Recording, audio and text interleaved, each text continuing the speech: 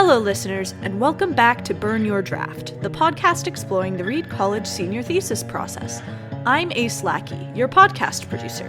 In today's episode, host Avis Correa interviews Henry Kendrick, class of 2024. Get ready to learn about writing tricks, compromising with your thesis advisor, and the ideal of the American frontier in literature.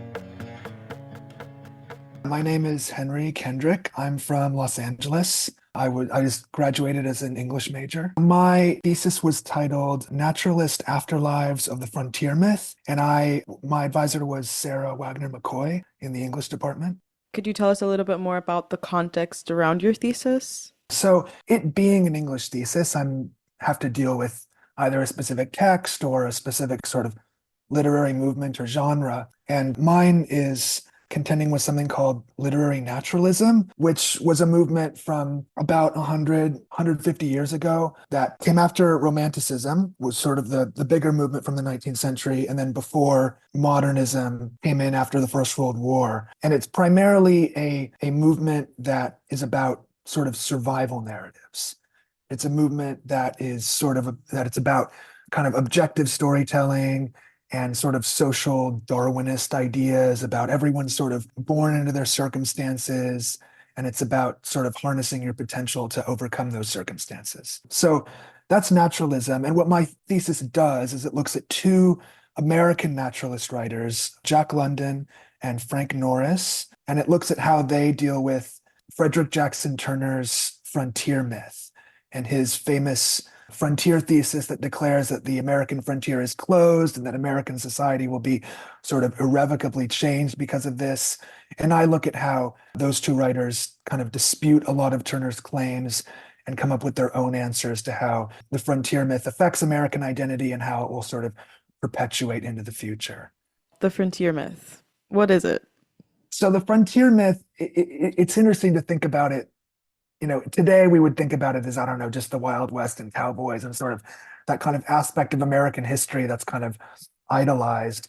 But really, you can trace it back to, there's an American historian named Frederick Jackson Turner who wrote in 1893, he gave a speech at the Chicago World's Fair that declared that the American frontier was closed, that there was no more sort of Western settlement to be had, and that we were sort of at this tipping point between sort of frontier existence and like more kind of industrialized existence.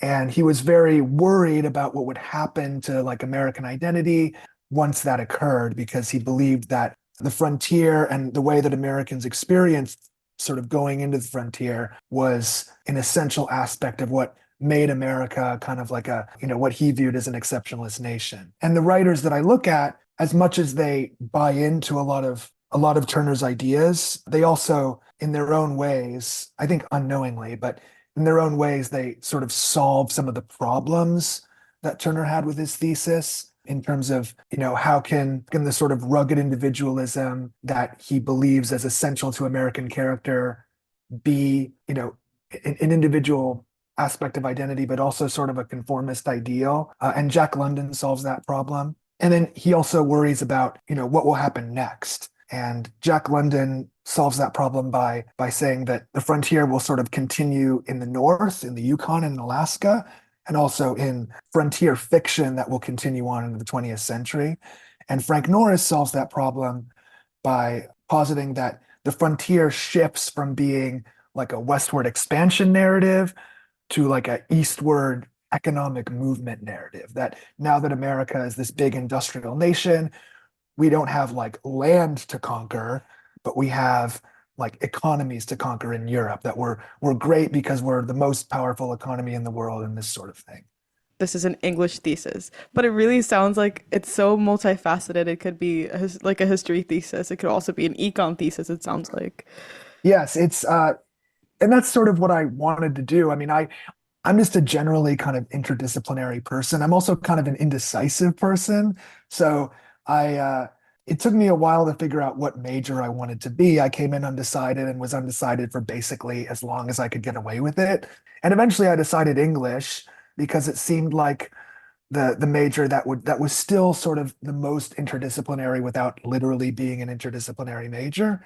But yes, if you read my thesis, I do get to like more traditional, like literary analysis stuff when I look at the actual texts of the authors that I'm working with. But yes, there is about as much historical context and sort of cultural criticism as I can cram into an English thesis and have it still be mostly about literary analysis. You mentioned that you try to get away with being undecided for the longest time. Could you tell us a bit more about that? Like, why not double major? Why not history? Well, I didn't want to double major because you have to write two theses, and I don't think I had that in me. But what I did in sophomore year actually is I took one class from basically each of the majors that I was interested in. So I took an English class, I took a comp lit class, I took a history class, and I took a poli sci class. And comp lit, I was a little bit bummed I didn't actually get to major in, but it's because my foreign language skills are basically non-existent. And so I couldn't really move forward with that. History, I took a really great history class actually with a professor who really pushed me hard, but I sort of decided that the way that Reed teaches history was, I don't know, not something that I wanted to do for the rest of my time there. And then political science, I also really enjoyed, but similarly to Complit, you have to take statistics classes and this sort of thing, and I just didn't feel that I could do that successfully. But to be honest, I thought it was always going to be English in the end, and it was. That seemed the most likely, and that's what it ended up being. But I mean, one of the great things about Reed is you get to shop around for, a pretty long time and take pretty much whatever you want, certainly your first year or two. So I took advantage of that and made sure that I got a taste of pretty much every department I was interested in before I decided what I really wanted to focus on. Was there any professor that really like pushed you towards English or anything that really cemented your desire for an English major? I'm not totally sure. I mean, there are a ton of professors in the English department who I got to know really well. My advisor Sarah and I are, close friends now, which is also a great thing about Reed. But I do remember in Hume 110, Michael Feletra, who's a professor in the English department, he does mostly medieval literature, but he did a lecture on Hesiod's Theogony, and it was my favorite lecture from Hume 110. And I thought I simply must take a class with this man. And so I did. And it was the first class I was able to take with him was medieval Celtic literature, but I took 3 or 4 classes with him in total. And he was someone who he definitely cemented my desire to do English and to continue with professors like him and to really become passionate about what the Reed English department sort of has you do over the course of your time there. And how did you even learn about Reed? Like, was that the one university that you really wanted to get into when you were applying to college, or how did you even find out about it? Eventually it was definitely the one. But I'm from LA right now, but I grew up in Seattle, so the Pacific Northwest feels more like home to me. So I kind of wanted to come back up there for school. So most of the schools I ended up applying to were in the area. But Reed was actually the first school that I toured. This must have been like December, like 2018 or something. And we were just in Portland for some reason. And my mom was like, well, Reed's here. Let's just go look at it.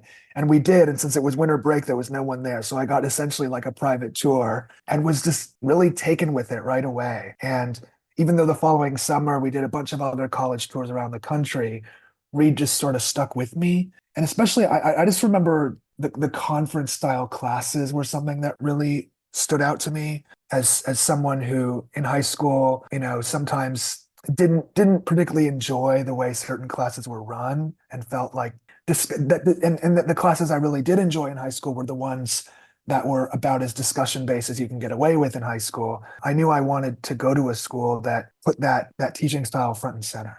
Was it that your first contact with Reed when your mom was like, "Hey, let's go to a Reed"? Yeah, she mentioned it.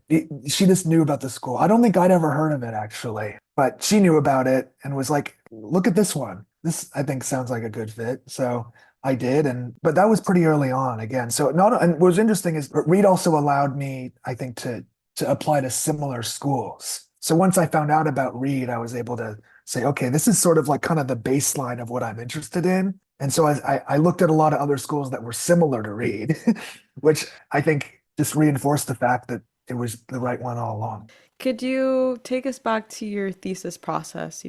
Why did you choose this topic and what was your process like?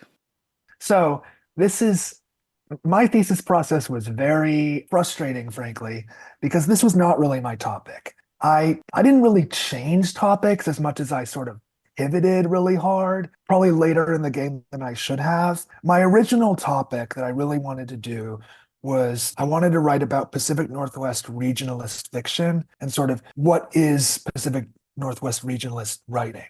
That's what I originally wanted to do because my advisor, Sarah, is very into like New England regionalist writing and into, defining what regionalism is, how it's affected American culture and history and this sort of thing. So I thought, okay, she'd be great to help me sort of construct an identity for Northwest regionalist writing.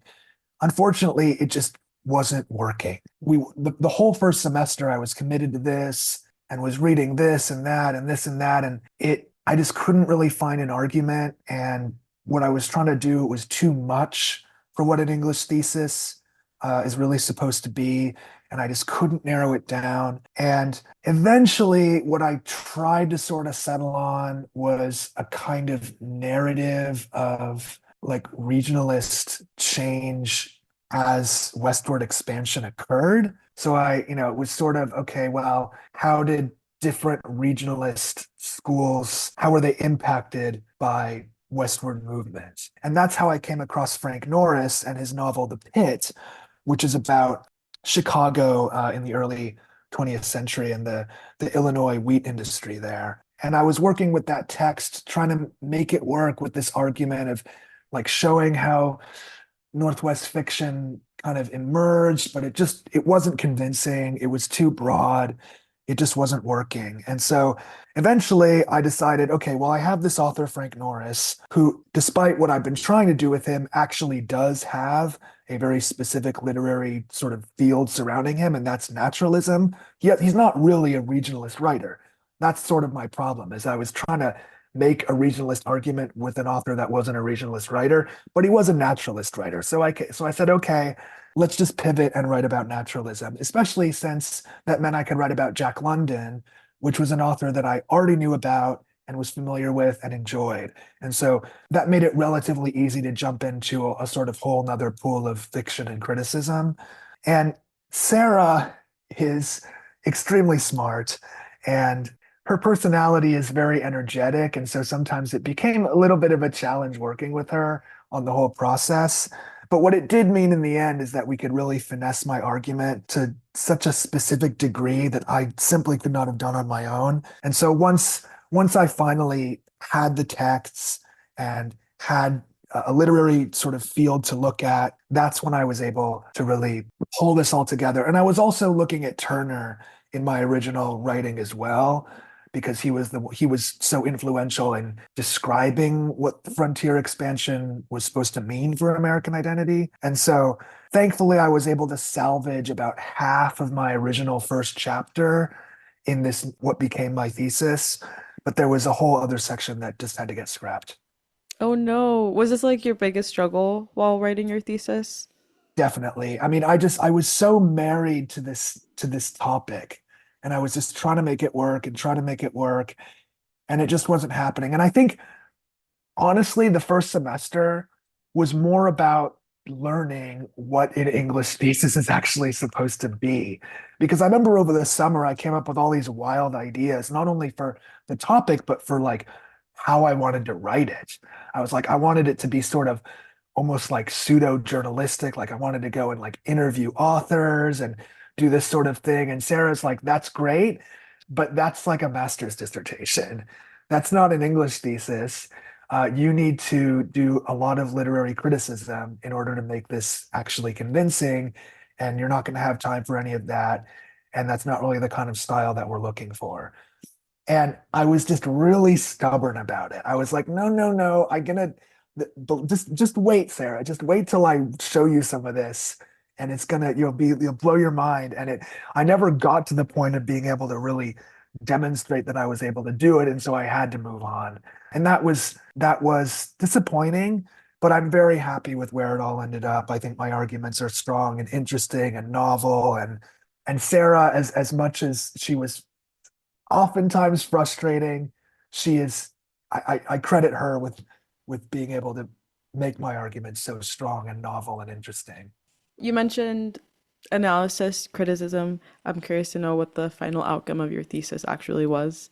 My general conclusions were that Frederick Jackson Turner was frankly like incapable of foreseeing a situation where the frontier myth would continue in the American sort of psyche and American culture, and that these two authors demonstrate different ways that that was able to occur. And what's funny is that sort of if you had to say what is like the baseline takeaway from my thesis, it's really just that it's another piece of criticism dragging Frederick Jackson Turner through the mud, which has been happening for like the past 100 years. It's really kind of hilarious reading all of the criticism about him that everyone's just like, it's kind of incredible just how influential this speech, this single speech is, considering how many problems it has rhetorically and sort of how he's borrowing from a lot of other ideas without really acknowledging it, and how he just doesn't really seem to have any vision for what this means going forward, and also that it's, racist and genocidal and this sort of thing. So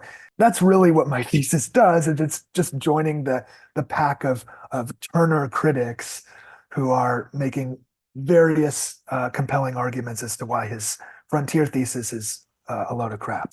Oh, wow. Okay, so this is a topic that other people have written about. Yes, very much so. Yes. I mean, Turner's this, it's weird to sort of say this because, most people don't think about it this way, but like the whole sort of American Western myth would not exist without this speech. Like he is kind of solely responsible for the entire sort of 20th century idealizing kind of the Western frontier experience and how it's essential to American identity. And he's the critics of his acknowledge that yes, that's true, but the way he makes the argument is so problematic, and there's just so many ways that it doesn't that it's not visionary and not particularly a unique argument, that it is surprising that it's been so influential. And there was one of the critics that I used a lot in my thesis. He's this environmental historian named William Cronin. He essentially argues that Turner's arguments are vague enough to be influential, but also vague enough to not really hold much water when you think about them for more than 5 seconds. Oh, wow. What does that mean? Is it like Nietzsche, like where he can be basically applied to any ideology? Not necessarily. I mean, I think actually one of my relatively unique arguments in my thesis is I argue that Turner's speech is a naturalist text.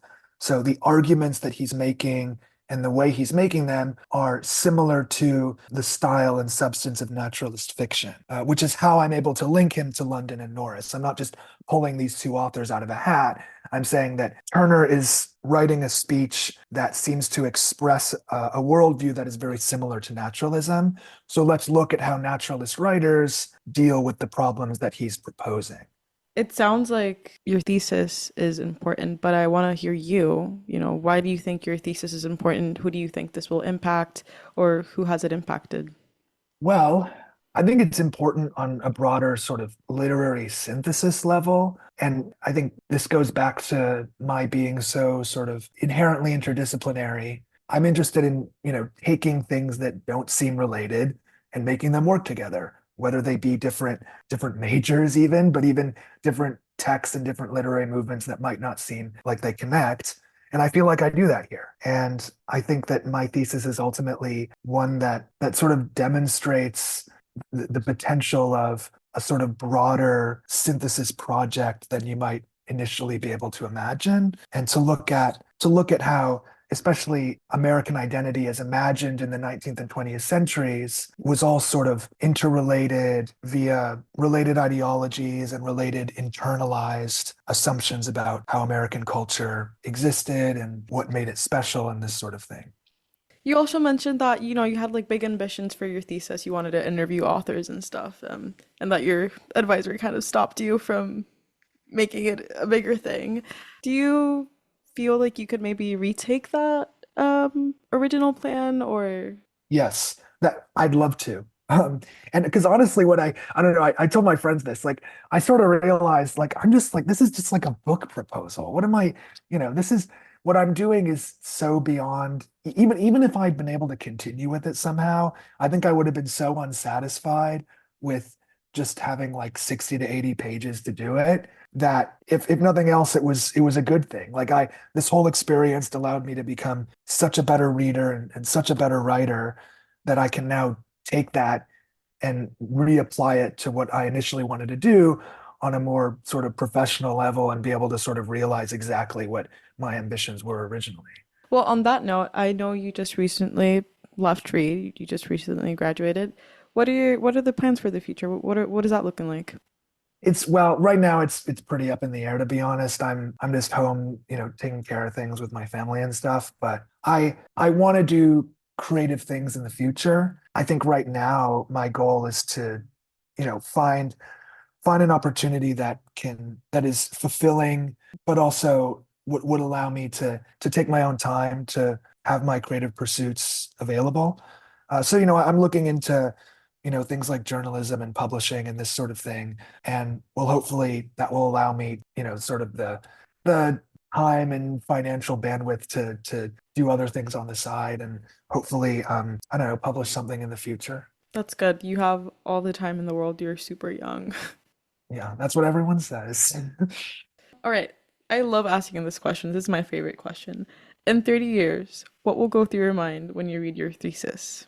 In 30 years, I'll be really impressed that I was able to do that. I mean, is, I'm pretty sure Reed is really one of the few undergraduate schools that makes every single graduate write a thesis. And I'll be impressed that I was able to do it, and I'll be grateful that I was given the opportunity. It wasn't just, here's your major, here's your classes, you do your classes, you graduate. It's, well, you do that, but you also have to take all of your accumulated knowledge, not just from Reed, but from basically your entire life in education and apply it to this single project and be able to focus on that. And it's not only a skill for people who are obviously going into academia for their career, but it's a great life skill of, organizing and being a good reader and being an effective writer and, having a back and forth with someone who you respect and but also can where you can stand up for your own ideas and be able to sort of negotiate, which is I think very much what I had to do with Sarah, be able to negotiate your way to a satisfying end product. And there's so many universal skills that you get from writing a thesis that I don't think I would have been able to get from any one singular sort of event any other way. If I had gotten them, it would have been an accumulation of other experiences. But at Reed, you get this one thing that you put your all into, and you walk away with so much having taken away from it. Were you satisfied with your end result? I was. I mean, certainly from a like a quality perspective, I'm very satisfied. I think I'm very happy with what I had with what I've turned in. But as I've said, it wasn't what I originally wanted to write. And I don't know if it's a topic that I will return to in the future in any meaningful way, but that's okay. I got to dive really deep into something that even if it's not like meaningful to me in the long run, it's meaningful to someone. And it's meaningful in to the degree that it's meaningful to the extent that I was able to learn all of these new skills and be able to apply my research capabilities in any new context now. Do you have any advice to the listeners out there? Maybe they're starting their thesis, maybe they're new to read. Yeah, thesis is hard. I don't like sugarcoating it. I had a bunch of juniors come up to me this year and say, just tell me how's it been? And I'm saying it's been really hard. And maybe it was harder for me than for others because I had to change topics so late in the game. And it was just such a long-term negotiation between me and my advisor. But I just think that you need to really put your all into it and be prepared for what that means and to not get too attached to any one idea or to any one argument. But I think the best advice I could give is thesis will teach you how to negotiate with your advisor regarding what arguments do you think they're providing you that you can include, and when you need to, I think, advocate for your own ideas. Because that's an advisor, and it is an advisor. You don't have to listen to anything they say. You really don't. Like, that's not enforced.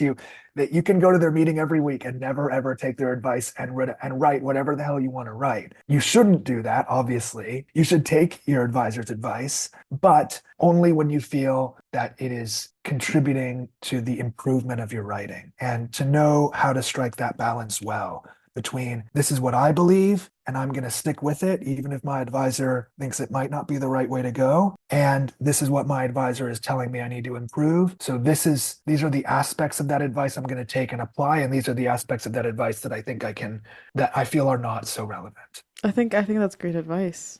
All right, we're reaching the end of our interview, and I only have two last questions for you. One of them is there anything that you want to share that maybe we have not addressed in any of the previous questions?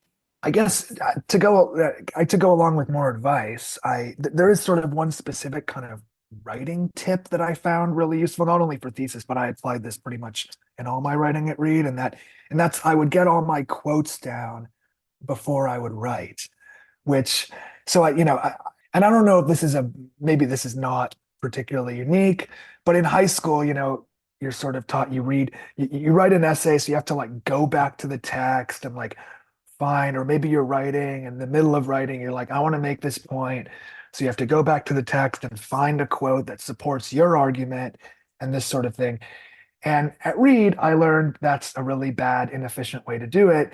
And so what I would do for all of my criticism and the text too, the primary text that I would pull quotes from, but especially for the criticism, is I would either read a piece of criticism and highlight all of the interesting passages and go and put them in later, or more likely I would read it. And as I was reading, if I would come to a passage that I thought was useful, I would just type it out. Or if it was a digital document, I would just copy and paste it into another document. And so that way, before I even started writing a section of my thesis, I would have essentially like a giant list of quotes organized by the source. And so what I could do is I could start writing, and not only was it super easy to just grab a quote and drop it in, but I could organize my writing according to sort of the quotes that I had found and the points that each quote were making. So I could say, okay, I want to get to that point. I want to use that particular passage. So let me write a section that allows me to get there. I use it, I comment on it, I move on to another idea from another passage that I've been able to take from a source or from a piece of criticism. Again, that's great advice. I'll take it for my next essay. Thank you. And I guess my last question, which is not really a question, it's more, do you want to shout out anybody that helped you with the thesis process, any acknowledgement that you want to make? Well, obviously Sarah, who I love Sarah. She is so smart, it's kind of unbelievable. She is so academically accomplished, but she's also kind of like a golden retriever personality. So what ends up happening is she's kind of like a fire hose of like literary knowledge that never turns off, which is amazing for like getting the nitty gritty of an argument, but frustrating for actually trying to figure out what your argument should be. Nevertheless, it worked out, and there's absolutely no way that I would have been able to even grasp my own arguments without her like walking me through every single tiny, like infinitesimal detail of the points that I was making. I guess, to be honest, one final piece of advice that I actually should have taken is talk to other professors. I thought I was going to, but it never really happened. But no matter how well you're getting along with your advisor, go and talk to other professors about your thesis and get their point of view, get a second opinion, third opinion, what have you. So I wish I could say here's all the professors that helped me with my thesis, but honestly, it was really just Sarah. And even though it worked out, I do wish that I went and chatted with some other English professors and got their perspective on things. I guess I could also shout out my thesis desk buddy, Raul. So Raul and I are basically joined at the hip at this point. So he was my thesis desk buddy, and we kept each other from getting work done all the time, which, is not great, but you cherish the memory and you're always glad to sit next to someone you're close with. Oh, that's super sweet. Oh, well, that's everything I had to ask you. Thank you for coming and taking the time to spend here with me and for letting me interview for the podcast. Thank you. Thank you very much. Thank you for joining us, Henry, and especially thank you for all of the writing advice. I will definitely be taking that myself, too. If you enjoyed Henry's interview, I hope you'll join us again to hear from more students and alumni about what it means to burn your draft. And be sure to subscribe, check out our X, Facebook, and Instagram pages, and write a review on Apple Podcasts. Burn Your Draft is a production of Reed College and the Center for Life Beyond Reed. Created jointly by students, alumni, and staff, this episode was produced and engineered by me, Reed College student Ace Lackey. Our executive producer is Seth Paskin, class of 1990, with technical advising from Joe Janica. Our project manager is Nate Martin, staff member and class of 2016. Music by Jack Salvucci, class of 2020, and podcast art by alumni Henry Gotchlich and Lillian Pham. This podcast was made possible by a gift from Seth Paskin.